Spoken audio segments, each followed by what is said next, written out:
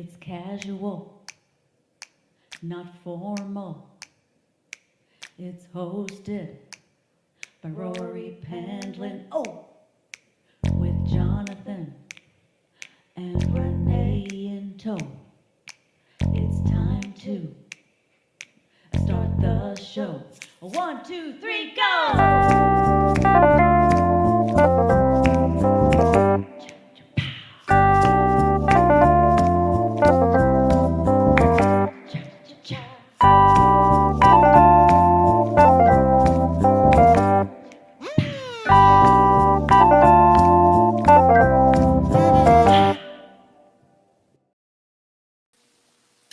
Well, hello, folks. Right out of the gate, my clamp on my phone is actually giving me trouble. I might have to hold this by hand. If you didn't remember, just before our April break, we tried to do an interview with comedy legend John Byner.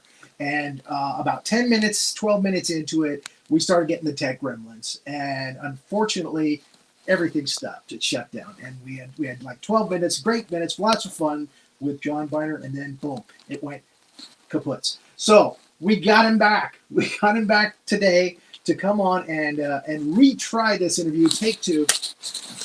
And I'm really excited. We were talking to him for 10 minutes before the show started, and he's in great spirits, and he looks great. And please, let's bring up Mr. John Byner. There he is. Hey, thanks, Rory. How are you? Everything's good. You look great, sir. You look like David Niven. You just need a little pencil mustache. That's all you need. Hey, thanks. Yeah, he's good looking dude. David Niven. Yeah. Okay. Yeah. I can see it. So let's go back to the beginning again. You started out like most comics, am I right? Up in Yes. New York? In the beginning. Yes, in New York City. Not in New York City, but Long Island, New York. That's where I grew up, raised there, and went into the Navy, came back, and I got married right away, basically, and had some kids, and I needed some money, extra money from the jobs I was doing, blue collar things, and I needed some extra cash, and I passed a sign on the way to work one day, driving my truck that I was working at a trucker's place, and it said entertainment every Saturday night. So I checked it out, and a guy was getting off the stage, and he had not been doing too well. So I found out who the owner was. I asked him if I could get up there and do a few things that I did in the Navy for the guys in the barracks, and he said, "Yeah, sure enough." And everybody loved it, and I worked there every Saturday night, and that's where I got the beginnings, leading to that from a Kennedy impersonation I was doing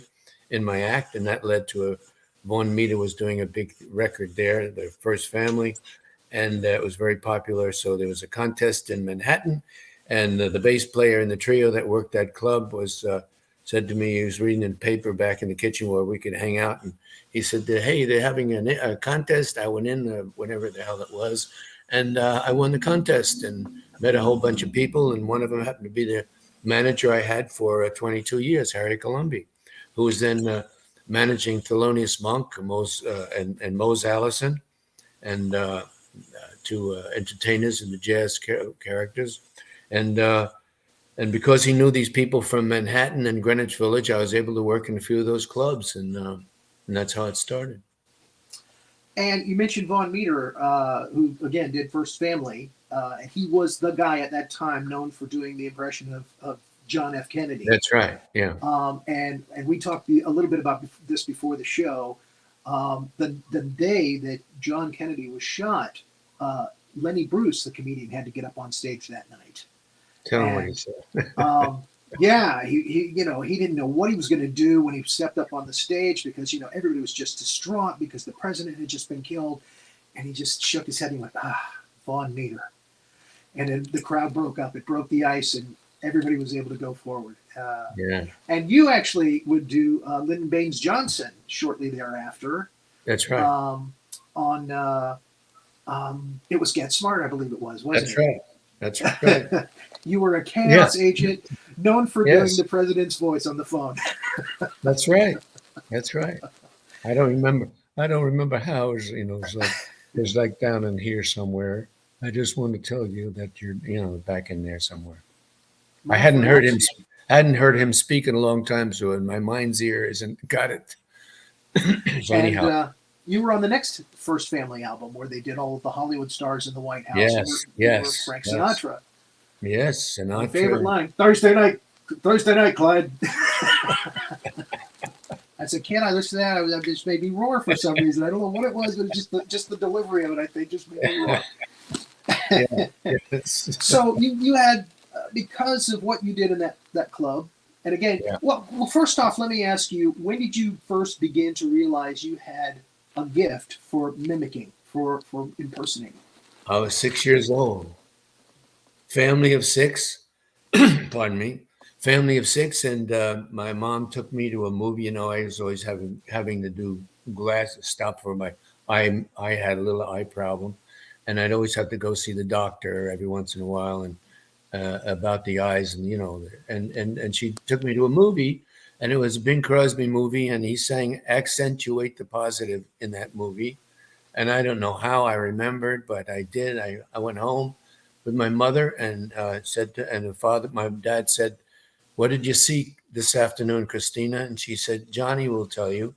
And I started doing Bing Crosby singing accentuate the positive as best I could do before his voice changed, and that got their attention, and they told all their friends to listen to me, and they all liked it, and they all laughed and had a good time, and I got that attention from my parents due to my voice, and that's the way So it started. then you graduated to what were some of the other early voices you realized you could do? Humphrey Well, Bogart. no, I get gee, you graduated to cartoon voices because I Yeah, was going to school and I do cartoon voices and very good. Awesome. yeah, and the things that my father and mom used to listen to on the radio, Jack Benny and things like that, in Rochester, and those kind of things. Yeah, Awesome. Well, eventually it led to 17 appearances on the Ed Sullivan Show. yeah. And you were the guy who began the Ed Sullivan impersonation that everybody ended up doing after you. Am I correct? No. You were the definitive Ed Sullivan. I mean, and you even did it on David Letterman Yeah, when David Letterman was doing the week of yeah. I did impersonations. the Ed Sullivan Show, but gosh, his name escapes me for some reason. He was the first one to do Sullivan, and he'd slick his hair back black, and he'd get down and he'd do the whole thing like this, and he's the one that started that thing. We're gonna have 6,000 next. We're six Marines dancing, that all that extra stuff that he'd do. And I did a totally different one, and he always gave me credit for that. Anytime I'd see him, or people would tell me that they saw him in a club, and he said I was the only one that didn't copy his Ed Sullivan. I did Oh, my own Ed Sullivan. okay. Yeah, he All was right. kind enough to do that. Yeah, Awesome. And you also did dozens of appearances on Johnny Carson, yeah, yeah. the Tonight Show. 30 some odd. Yeah, Yeah, wow. yeah. Unbelievable. That was an easy show to do because I did somebody that made him laugh hard. And That's in your book. it was Yeah. at the time, yeah, it was at the time of Jessel, George Jessel, and you had to be older to know Jessel. But he was always talking like this.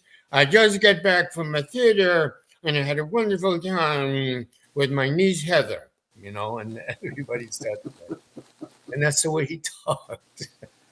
And he'd Yes. have a uniform. They called him the Toastmaster of the country, and he'd wear this uniform he made up, with the peaked hat and the whole thing.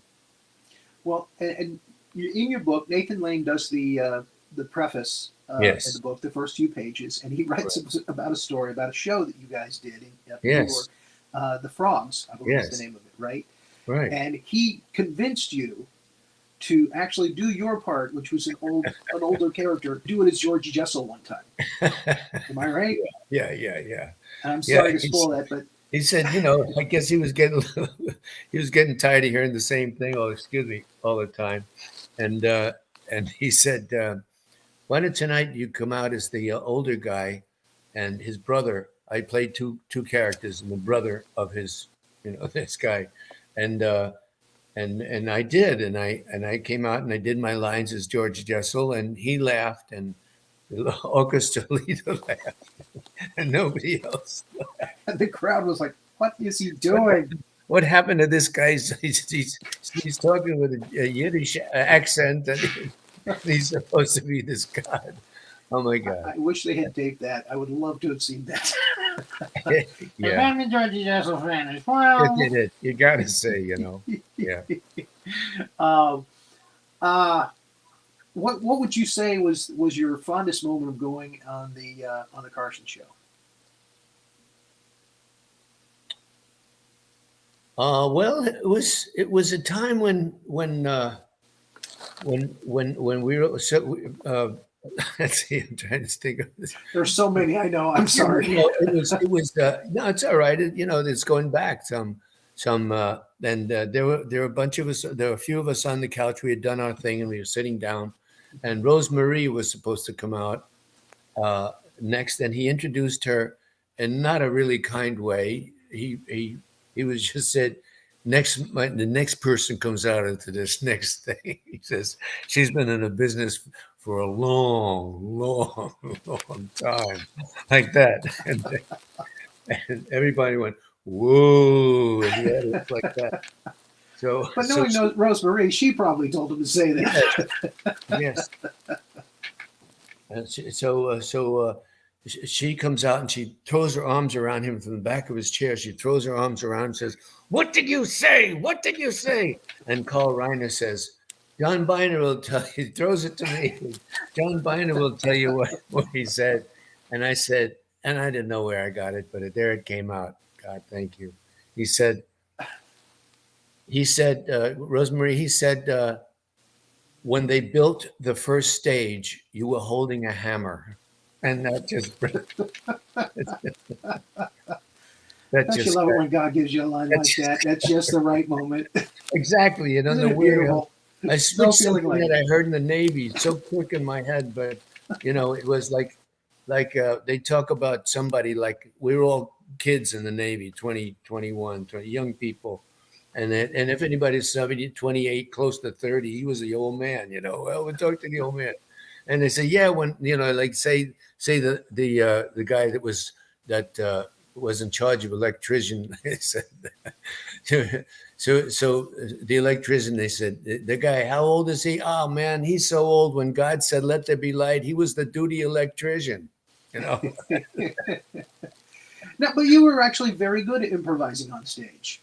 That was one of your strong points. I mean, I think I even remember a clip of you on Ed Sullivan where you were talking about the Copacabana when you were introducing something. He had that New York accent, like New York. The Ed Sullivan, the New York accent, where they'll say, they don't say I have an idea. They'll say I have an idea. I have an idea, So he would always say, so I was emphasizing this, and I say, and now tonight, I was going to do my Tony Bennett impersonation. I want to be around to pick up the beat. Anyway, I'm going, and now here on our stage, right directly from the Cooper, marvelous club here in New York, there's Tony Bennett. And I got to, I want to be, and he shows up next to me and he says, hold it, Byner. Right, it's live. Hold it, Byner. I don't say Cooper. I say Copa. Now say it right or don't say it at all. Yeah, he surprised you with that. Yes, and you weren't expecting that. He starts to walk away, and I say, now here appearing at the Copa. And he looks back and he goes like that, like it's better. And I said, Cabana. The place went crazy. I know. It was a great moment. It really was. The audience went completely into the It was great. Yeah, it was one of those good ones. Yeah. You actually toured with Mel Torme for a while too, right? Yes, for many weeks. We were in the Basin Street East before it closed, needless to say. Just the last, Woody Herman and his orchestra, Mel Torme and I. And I had been doing a redo of the Gary Moore show, which only lasted like 4 shows, and they took it off the air. It had Pete Barbuti and Jackie Vernon and lot of good people on it, but the writers were out the door somewhere, their feet out the door.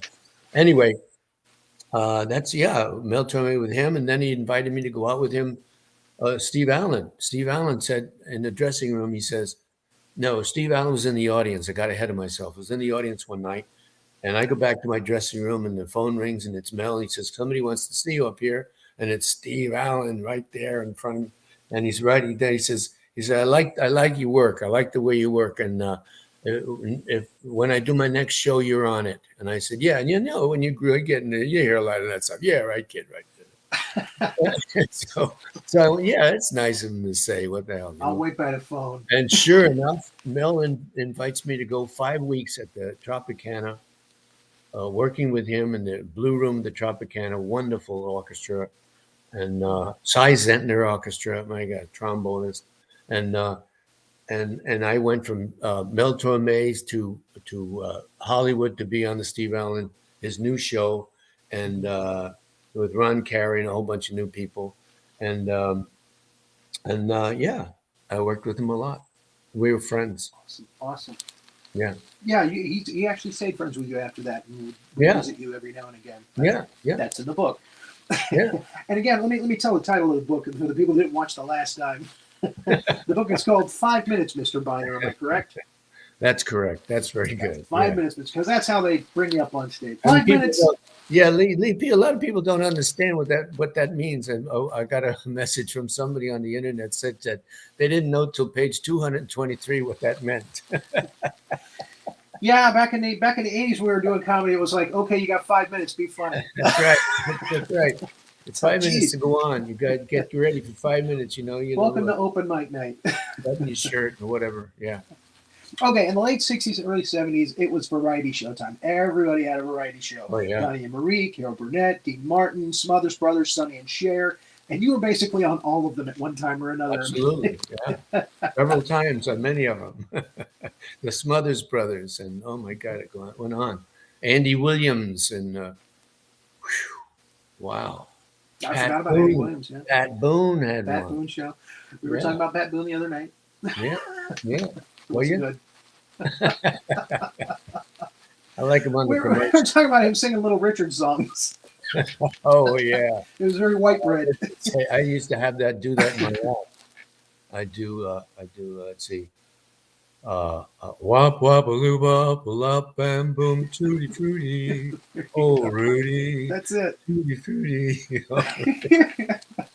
Well, it was for the Caucasian kids. It introduced them to rock and roll. You know what I mean? Yeah. Again, it had its purpose. You know what I mean? Yeah, understood. Yeah. So on these variety shows, any fond memories, any great stories from any of those that you can remember? That I mean, my favorite's the Carol Burnett show. When you would go on the Carol Burnett show, oh my God.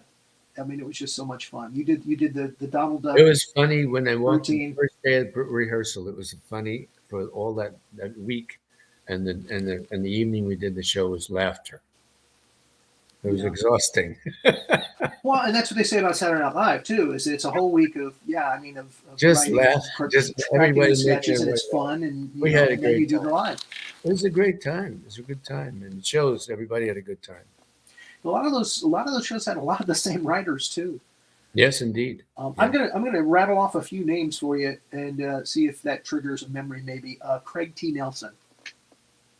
Craig T. Nelson, yeah, the coach on television. Yeah, right. He was one Also of the writers. Poltergeist movies. Yes, and he was a writer on the show. Yeah, Barry Levinson. Barry Levinson's here on my list. Made motion pictures and never had me on any of them. But Rudy DeLuca did. Rudy DeLuca did. He was Rudy DeLuca. Yes, he did. Yes, he Transylvania 65000. God bless him. Yeah, Rudy DeLuca was one of Mel Brooks's guys. I mean, he's in all of Mel Brooks's movies somewhere. Sid Caesar first, and then he graduated to Noni. I was a good friend of Sid Caesar. I said, "You hear much from Rudy lately?" He says, "No, he's gone with Mel Brooks." Yeah, so he went from Sid to Mel Brooks. Well, he's gotten some great roles in those movies, even if they're small roles, like the killer in High Anxiety. Yeah. The Braces. Yeah. And the chariot driver in the history of the world, Yeah. and Pizza the Hutt's bodyguard, the robot. Yeah. Yeah. So there you go. Yeah. He's right there. He's right there. But his movie was actually Transylvania 65000. You were in Yeah. that. We did it. Radu. Yugoslavia. Yeah. Radu, Yugoslavia. And most of your shtick in the movie, there's a lot of good physical shtick in it, was with Carol Yeah. Kane. She was your wife. Yeah, she's wonderful. Yeah. The movie. It We was had a just good lovely, time. wonderful stuff. Yeah. Yeah. You were talking about Vegas earlier, the Tropicana and everything. You actually met Elvis and his entourage. Yeah. Yeah. And Elvis. this story is in the book. I'm just going to leave it up to you whether you want to tell it here or not. Well, there are lots of things to talk about. I bumped into him a few times, and we had some, a little here and a little there. I don't know which one you want to talk about, but well, at first, but I was a fan. I was a fan when I was 17 in the Navy. Uh-huh. I used to walk up the Broadway in San Diego from where this ship was tied up, and I go to this coffee house, this little restaurant, and play the jukebox, and that would always be Elvis, and I'd get my coffee and eggs and stuff. Let's Play House was one of my favorites. Yeah, so I ran into him, and he became a fan of mine. I'm a fan of his, and it was a mutual admiration, and I liked him, and we respected each other. At first, though, you were doing an impersonation of him in your act On stage, yeah. and he actually joshed you a little bit on that. He said, I said one night, I said, Elvis Presley, I did the impersonation, and I said, yeah, he paces the stage like a caged animal, and he picked up on that one night. He was in the room, and months later, a couple of years later, we bumped into each other, and he wasn't looking too happy, and I thought, and then he said, He's seen the act. like a stage animal, huh, John? And he had his guys around him, and then I thought, okay, I didn't realize I'd stepped on his toes, and I walked away feeling kind of bad. And a couple of seconds later, he goes, "Hey, John!" I turned around, he says, "I met your daughter Sandy. She's real nice." So he was putting me on all the time. He was messing with you. Yeah. Or as the British would say, he was taking the piss. There's yes. You went on to do the TV show Soap. You did 17 episodes on the TV show Detective Soap. Donahue. Yeah. Yeah. Mm-hmm. One of the many poor unfortunate souls that were in love. Yeah. I'd do anything for love. So how was that atmosphere being on the set of Soap? That was very good, very, very professional, and fun, and interesting, and always a pleasure. And I'd have lunch with Catherine Hellman just about every day. We rehearsed, and every day we'd work. Yeah, she was lovely. She seemed lovely on the show. There's no doubt about it. Yeah, she was Everything great. I've read and heard, she was just a wonderful person. She was absolutely great. Yeah. Speaking of hanging out with people, you actually used to hang out with Richard Pryor. Richard, yeah. Yeah. I lived in Sausalito, and he'd come through there. Sausalito, the No Name. Yeah, the No Name Bar. Yeah. Woo. I still have a friend. I talked to in Sausalito. No? Kayla Khan, if any of you are watching, see Eyes and Ears of Sausalito. She knows everybody and everything that's going on in that town. And I check back with her every once in a while. Renee, are you there? What is Renee in Sausalito? No, Renee, I'm not in she's- Sausalito. No, I'm not there. No, she's up north, but she's not in Sausalito. I was going to ask her to write that name down. What? We'll try to get Okay, her on the I'll show. write it down. There We'll you try to get go. her on the show. All right. Kayla Khan? Oh, she's a character. Yeah, she is. Renee, do you have anything that you wanted to ask John? I think you're hitting everything. I think you're doing awesome. I don't want to intrude on this. If I think No, it's no, something, I'll no. pop up You again. know what? I always want you to be part of the show. You just All kinda right, disappear. all right. I'll think about it. All right. think I'm about it. serious. It's like such great entertainment, Rory. You're like doing so well. It's so well researched and exciting. I'm a fan right now. I'm just a fan. I'm serious. Keep going. This is our dynamic. I try to We get her just- involved as much as Is this possible. is I this a love this live girl break? so much. She's the reason this show is on the air. Well, that's good. You have a good backup. That's nice. So, you've worked clean all your life. Yes. Yes, and a lot of people respected you for that. I'm sure. Well, it was, it was ready. It was like, I'd rather get punched in the mouth by somebody. They weren't clean. I wasn't going to insult anybody and their wives or whatever the hell it is, or their religion, or what they, if they're a Republican, a Democrat, an independent. I wasn't going to throw that stuff out. I just want to make people laugh. I didn't want to turn in, make any enemies or, embarrass anybody. I watched guys in the nightclub that in the beginning, and they'd use all these words and stuff, and they were titillating people. They were just like guys who'd look at their wives or their girlfriends to see how they took it and all that kind of stuff. I just didn't think it was good. It was like, and Sid Caesar used to call it cheating. He said when they use those words, they're cheating. Yeah, it's shock value.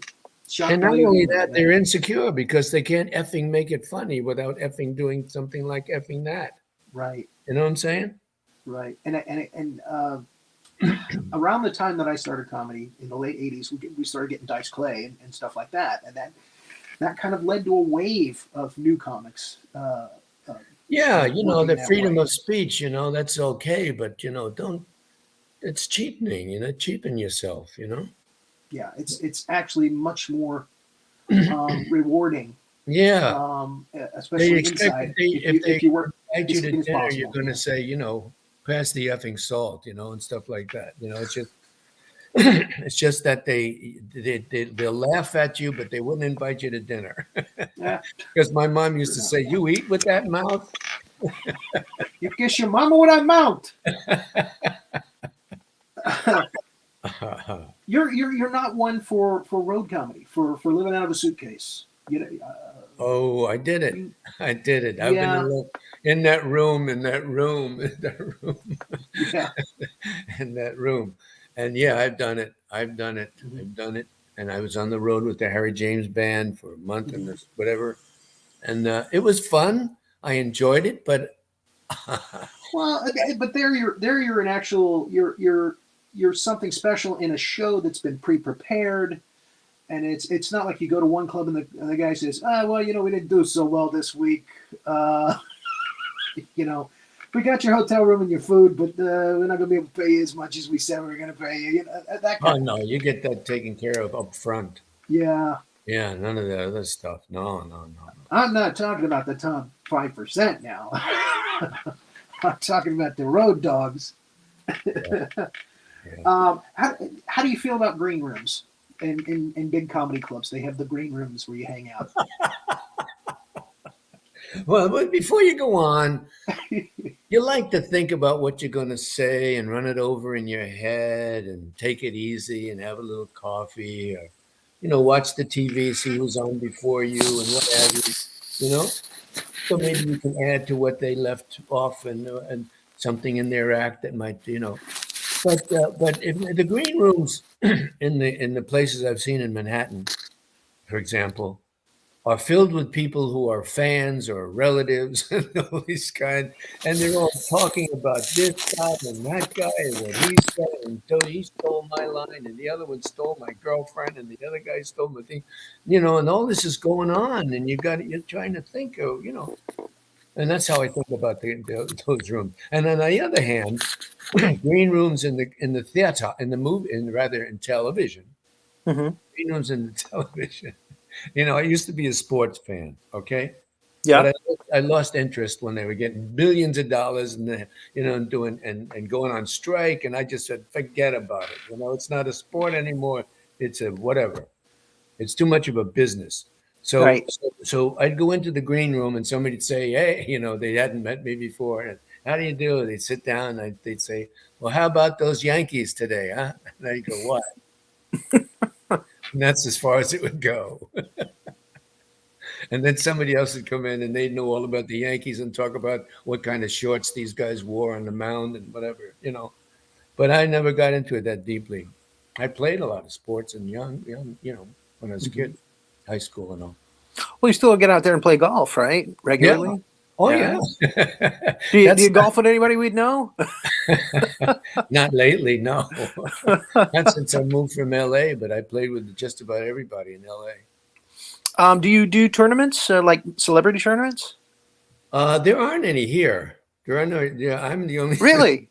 Not down in West Palm, or? My wife Annie has done 23 plays in and around this area since we moved here 20 years ago, and I haven't, and I have refused to work close to home because you can't go shopping with somebody saying, "Hey, I saw you last night," and so I. We're going to have to get her on the show one time, too, because she's got quite a few interesting IMDb credits. Have her on by herself. She knows a lot. She's seen a lot. She's done a lot. Yeah. Yeah. Yeah. Again, I was looking at when we last talked on the here on the show. Oh, she had a USO tour. She had her own show. I checked her out on IMDb, and I was like, wow, she's got some serious credits here. Yeah, she's been around, done those things. Yeah. Well, we're definitely going to have to get her on the show soon. Yeah. You've taken the train that train coast to coast, that train from Florida all the way out to California. What was that like? It's someplace you get used to it. You get, if there are people that you don't like in the club car, you give the guy a few bucks and he'll bring in the food to you. So it's just the way it is, and it's nice. It's comfortable. I like it. I mean, I like to drive too. I like to drive out. We've done that several times. Annie was part of a thing called Share, which he is now, but just a name part. And they used to raise money each year for kids, needy kids, and the women would work. Dean Martin's first wife, Jeannie, started the whole thing years back. Oh, needless to say, and. They had a lot of actors and actresses, wives of these people, take part in dancing and rehearsing for 6 weeks, and they put on one show, and they'd raise over $1 million. Yeah, wow! They'd get sponsors. They had little books that they put out. You get the sponsors, different pages, different costs, and all that, advertising, what have you. Yeah. So if you drive down I-10 to LA, it's going to be like what, 3.5 days? Yeah, exactly. So how long is the train ride? I got to ask. Well, it's closer to 4. Okay. Yeah. Okay, because you're stopping in towns, Stopping. people up, letting people off. Stopping on. Yeah. Wow. But Hey, you get to see a lot of beautiful country. Wait. You don't take the train across the 10 anymore. You take the train to Chicago. Oh. And then down to LA. Oh, wow. Which makes it a lot longer. You see, because of Katrina, it blew off the tracks, and because of that, we can't take the train from Jacksonville to Florida. We have to take it from Jacksonville to Chicago to LA. LA. Yeah. Oh, wow. Yeah. But again, you get to see a lot of the beautiful countryside. No. When you take no. Sometimes you do. You'll break. We just like to roll in the feeling of the train. You'll break out a scene, clothes hanging on the line, and little pigs running around, and things in backyards, and suddenly a beautiful scene will happen, and then you'll go into the outskirts of town, which is little pigs running around in yards and little people and hang things. But it's all beautiful. It's like taking the train in China from Shenzhen up past Guangzhou, up farther north. Yeah, it's a lot of tin shacks, and it's just like, okay. It's you, and there you are. Right. People are sitting around cutting steaks and drinking wine and champagne, and you're looking out. You could be. Oh, man. Rory, no.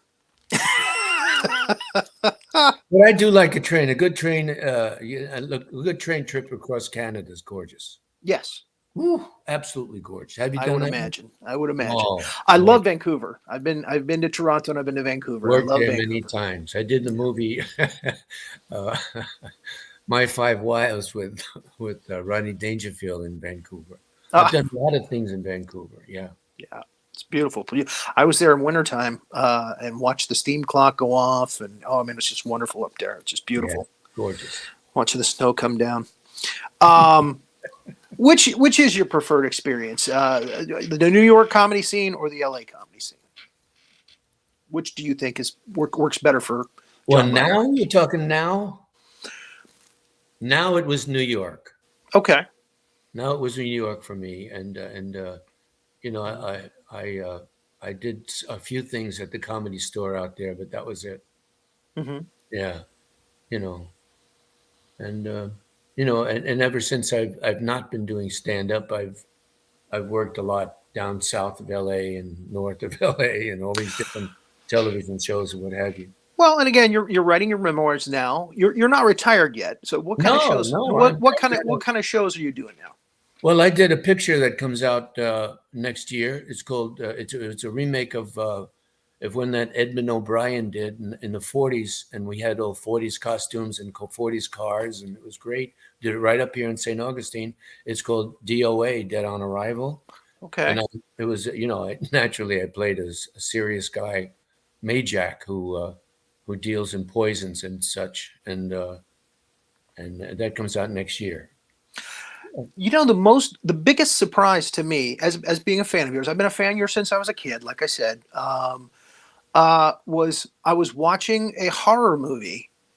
It was either Wishmaster or Wishmaster 2. Oh yeah, I can't remember which one it was, but you popped in as a character. Yeah. And I remember the first time I saw it was on a DVD that had an extras reel on it. Mm-hmm. And the guys were talking about you walking in the office to the casting, and they're like, "Oh, we can't believe this. This is John Byner. He's coming to our little horror movies." I lived right down the road. We did it in Manhattan. And I'm the only character in the movie that doesn't get killed by this thing. Yes. I touch it, I sell it, I do all these things. You just like deliver a message or something. Yeah, it's very simple. Killed that's ever come near it. I don't know how I got away with it, but that's So yeah, that was a very big surprise cameo for me. You know, a person who's a fan of yours. You know, it's like I would never have expected John Byner to be here. You know, but here he is. And again, he's completely come out unscathed. The little cabbie's hat on. Yeah. Right. Yes. So you've got a movie coming out. What other any live shows coming up for you or performances? This one. And maybe a celebrity golf match. No. You know, it's get your shots, wear the mask. It's all that stuff. I haven't, and I live in Florida, and to work you have to live in LA, and that's what my agent keeps telling me. You have to live here. You have to live here. And that's the reason I've never had an agent, is because I stayed here in Florida. So, but hey, maybe if I get that Guinness record, well, we'll see. We'll see what happens. Yeah, but I'm here. You know, people know where I live. My agent in LA is always on her toes, but she says you have to live here. I went out there once with Annie to do this. She did this share thing, and my agent calls. He says, "Hey, you want to run over and do this so and so?" And I said, "Well, why not?" So I went over, and I absolutely enjoyed the thing they asked me to do. I substituted for someone who had passed away before the picture was done, and I've written a contract to say I can't mention that name or the picture. Okay, understood. But I did his voice in several scenes. Very good. For example, you know, because I was out there. That's how I did it. Yeah, well, and we've talked to Jim Meskimen, who does a lot of that. He will fill in for people who can't make it for, like, they're doing a trailer for the movie and they don't want to bring the person in to just do a couple of lines in the trailer, that kind of thing. Yeah, he does. He's the guy for voices. One of the main guys for voices that does that. Good ear. Yeah. So, but you know, the other impressionist was doing George Burns The Riddler. Come on, Frank Gorshin. Frank Gorshin was doing yeah. the George Burns one-man show for a while there with Didi Khan. You should think about the David Niven monologues. I think this might be something for you. Well, that's neat. I'll think The about David that. Niven monologues. Distinguished. I read a story. His wife died. She fell down doing the game. She fell during a party, a dinner party. No. It's even sadder than that. They had moved into a new house and the furniture and stuff hadn't arrived and they were just playing a game of tag. And she thought she'd hide in the closet, but it was the door to the basement. The basement, the cellar, yeah. She opened it and she fell down the basement. She fell down the stairs. Yeah. So and that was in Forbes. Forbes wrote a book about people, the strange deaths of celebrities or something. That's a lot of fun. I like to have my wife read that to me while we're eating dinner. Jeez. And again, he got it wrong. He got the story wrong. He did. Several people do that. They get things wrong. Like people always telling me, "Oh man, you turned down Mork and Mindy." No, I didn't turn it down. I was never offered it. Ron Howard suggested it one night at a dinner party, and I said no, I don't want to do it, and that's as close as it got. You mean the character of Mork? Mork. You were offered the character of Mork from Mork. No, Ronnie Howard was at a dinner party, and he said to me, "They're looking for somebody to play Mork of Mork and Mindy." I said that the character do little noises and things. He said, "Yeah." I said, "I don't want to do it." That's as far as it got. Didn't get out of that room. There you go. Okay. And they made a picture about it, a movie about it, the making of Mork and Mindy, and whatever the hell what was called. And they had this redheaded guy in there throwing, like the camera's around and everybody's around in the studio. And he throws down the script and he says, "This is crap." And he storms off the set. And that was supposed to be me. That's supposed to, oh my gosh. And they didn't clear that with you. If I had a lawyer at the time, I would have sued them for defamation of character. Well, yeah. Oh my goodness. Wow. Yeah. So there you go. Yeah. So that's it. So everybody said, "Oh, you turned that down." I didn't turn it down. And he did a great job. No. Okay. He did a great job. He did. I mean, he made that character his own. I wouldn't have looked that good in the tights. You know what I mean? He had these tights on. I wouldn't have looked good. He perfectly had it. And you had to deal with aliens on soap. Speaking of interesting characters that you were offered, the character of Gurgi that you did in the Disney film The Black Cauldron. How did that come about? Well, they were looking for an interesting voice, something different for this little character, because he was a character. He's not anything but a character. He looks like this. He looks like a rabbit and a cat and whatever. How's this voice? He's always eating. Munchings and crunchings. Right. Yeah. Well, they wanted that. They wanted a different kind of voice. Yeah. So when you came in to read, you had the voice prepared? You had it ready to go? No, they called me and they said they'd like me to use that voice. Okay. All right. Now, it's similar to the voice you did when you were doing the Donald Duck sketch that you did on. It's the same thing. Yeah. Yes, the same thing. So they said, "We want you to do that." Yeah. Oh, okay. People refer to it as Donald Duck, but it's not. Yeah. You know, ironically, I can do 800 voices, but I can't do Donald Duck because I can't do that thing with my cheek. You have to work on it. You know? I can't get it. I've tried.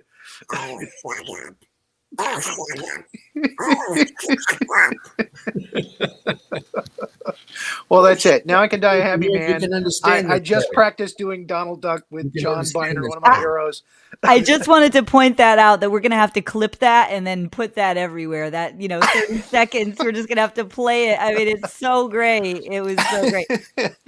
I did want to say I'm a big fan of Mork and Mindy. I wanted to ask John, how do you think your career trajectory would have been different had you taken Mork and Mindy or been offered it and accepted it? I don't think I can't even imagine one way or the other. I've done several characters, and I did Captain Hero on Maud, and it was that same kind of character. Just hey, that's hey, ding ding, all that kind of stuff. And I don't know. I know. My God, if I weren't born, how could I don't know. That's true. That's true. I did want to say we have one of our fans saying that she'd love to hear more about soap. Anything any memories or insights you can talk about with soap. It's so popular. I think I know who that is that asked that question. Billy Crystal. Crystal I bet you was a lot of fun. Yeah, it was fun. It was fun. Yeah. I enjoyed He just it. seems like the kind of guy that just really would cut up behind backstage and keep things. No, he'd tell keep things fun. Tell a joke every once in a while, but there was none of that. There was none of that boisterous kind of, hey, look at me, I'm a comedian, and I'm always having to be funny. There was none of that. It was like, a room full of business people. You're destroying the dream. We have another fan who said, "Is there a comic you'd always wanted to work with, but you never got the chance?"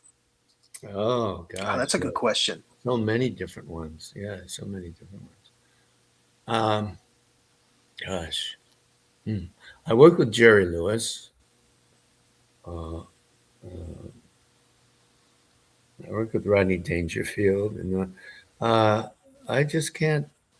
I wished I had met Lenny Bruce. I didn't know him, but I respected his abilities to try to straighten things out in life. And how about Ernie Kovac? I hadn't met him either. I mean, my brother Tom and I used to rush home to see his show. He had a 15-minute show at lunch hour, and we lived in Elmhurst, Queens, and we'd rush 3 or 4 blocks home to watch that 15 minutes while we ate our lunch. And I thought he was great. I thought it was fantastic. He was so inventive. Jonathan Winters? I worked with Johnny. I knew Jonathan Winters quite well. Yeah. Yeah, he did a lot of those shows in the late 60s, early 70s, the variety shows as well. Yeah, then I had him on my show. It was called Relatively Speaking. He came on that show. That's something I glossed over. I'm so sorry. That was 1972. Yeah, you had your own. Did 90 of them. 90 of these. This was in the 80s.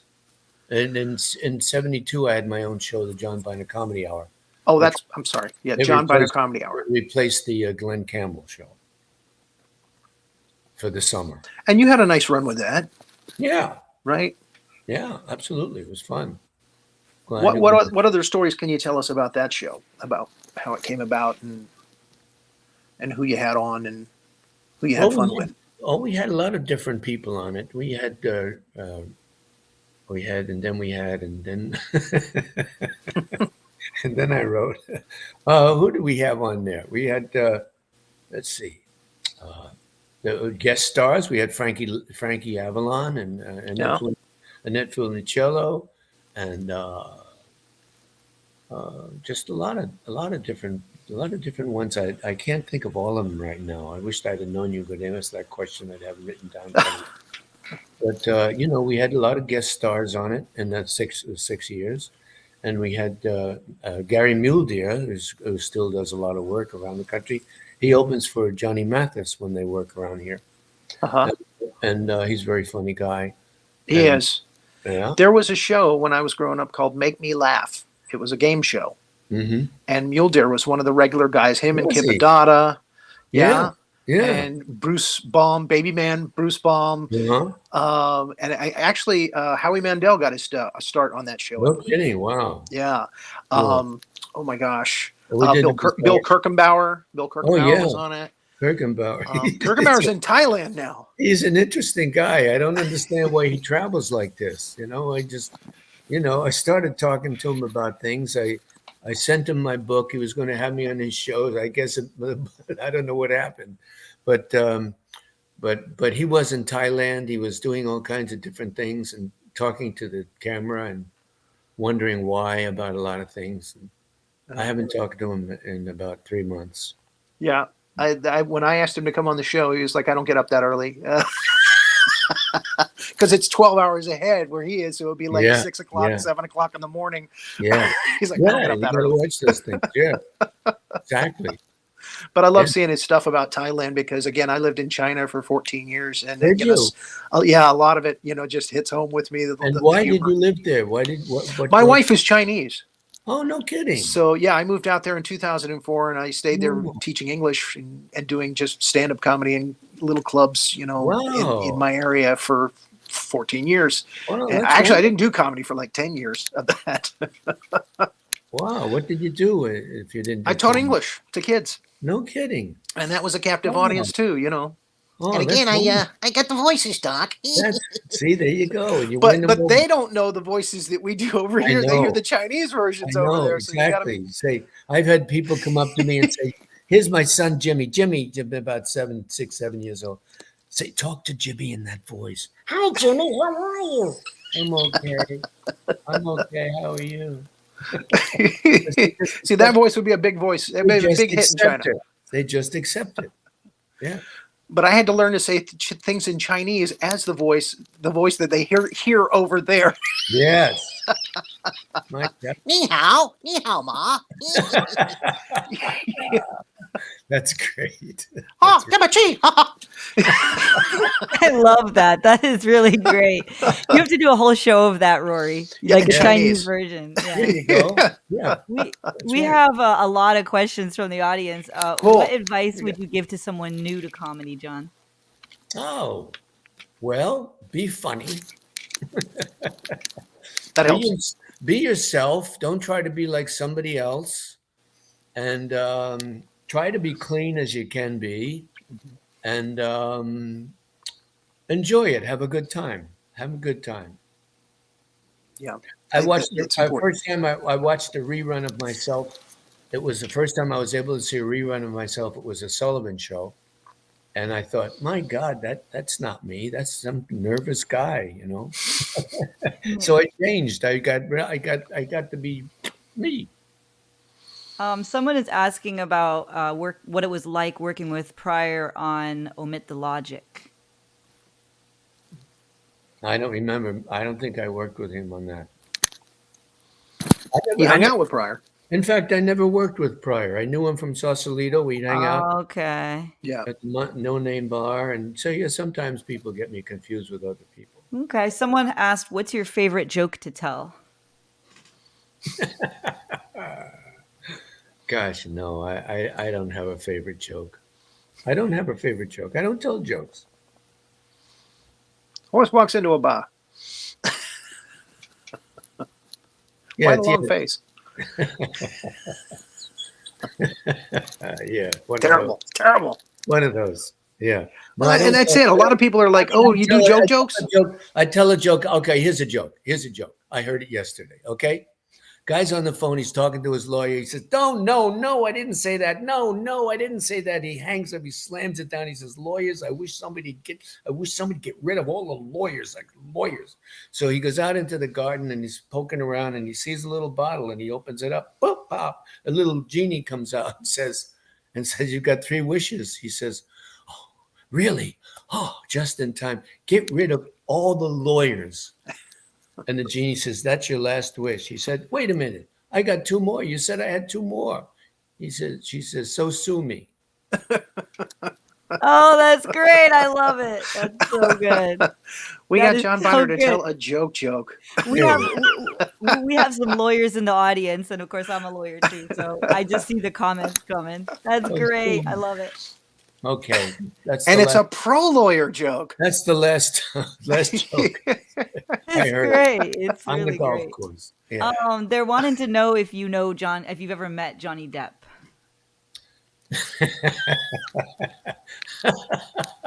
Speaking of I wonder lawyers, why that question is coming out today.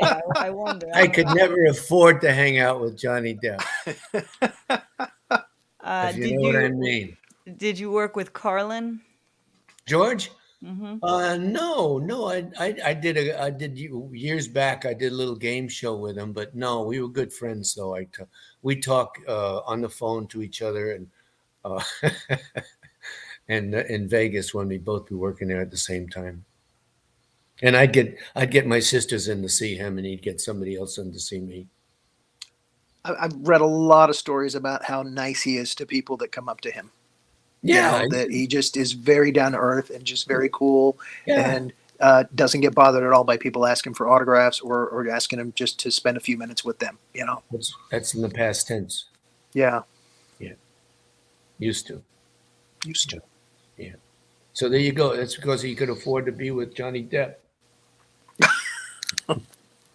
If you know what I mean.